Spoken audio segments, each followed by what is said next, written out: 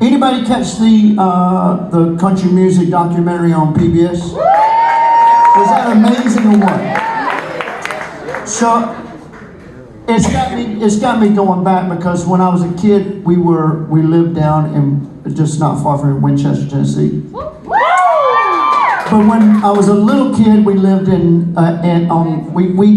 toured the entire Franklin County. When I was a kid, we lived in every corner of that whole county. And so when I was a little kid, we lived in Belvedere. Yeah, just not you. I'll tell you what, it's really it's next door to Lynchburg. Yeah. Lexi Crossroads, that's right.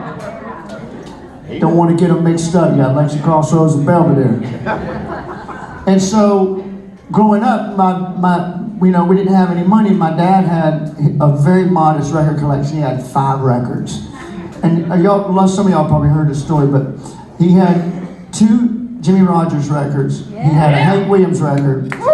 He had a Johnny Cash record called Rock Island Line.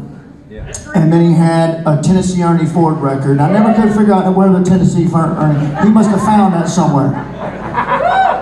Because it had strings on it. And it was totally different from everything else he had, the other 4. And so I was watching the first couple of episodes of the documentary, and it took me immediately right back to being a kid down there living. And music when I was a kid was sacred, man. We didn't listen to music, but on the weekends, my dad would pull the records out on Saturday and maybe Sunday afternoon, and he would it'd get to feeling good to him. He'd start cutting up on the floor, man. And and that make everybody happy when Daddy's dancing, But I was listening to that, watching that thing, and just listening to Jimmy Rogers' story, and it just reminded me. I don't think it ever occurred to me, but that was actually the Jimmy Rogers and Hank Williams records. Jimmy Rogers more even than Hank Williams. That was the first musical imprint on my life. And it just hit me so hard watching that and listening to his story. And I look back on it and I go, it was such a special time, and I was so blessed that I was raised up, and of all the records that my dad could have had, those records, they were just perfect for me. And it spoke to me. So all the records that I could have been exposed to and had that initial imprint, I'm so grateful that those were the records that I was exposed to first.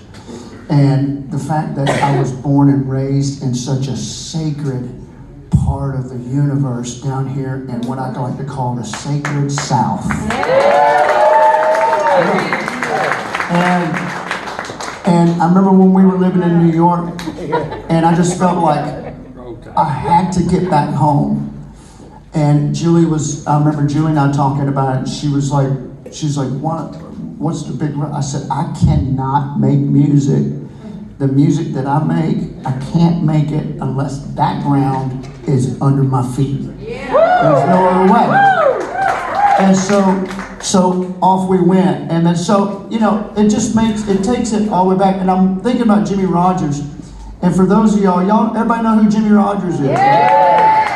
Yo, number 9. So that's right. So Jimmy he's known as the father of country music, but he's from Mississippi. And so he was really a blues man. Yes, he was. Go dog. He just had a hillbilly accent. And so they somehow put him in the country category.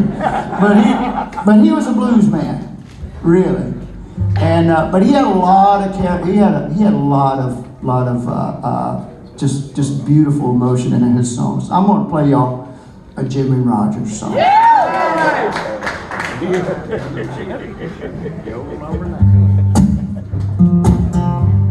Jailhouse. Yep.